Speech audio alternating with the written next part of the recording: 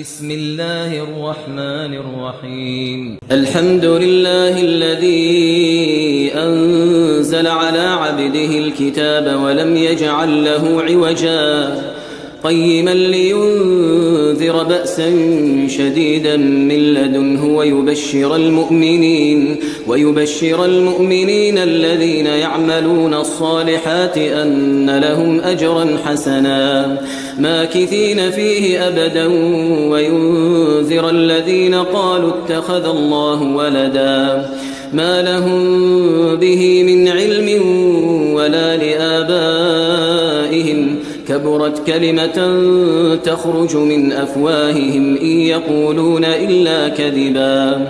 فلعلك باخع نفسك على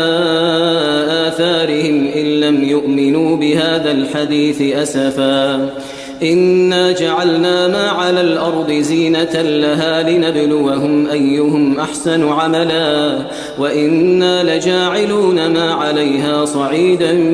جرزا أم حسبت أن أصحاب الكهف والرقيم كانوا من آياتنا عجبا إذ أوى الفتية إلى الكهف فقالوا ربنا آتنا من لدنك رحمة وهيئ لنا من أمرنا رشدا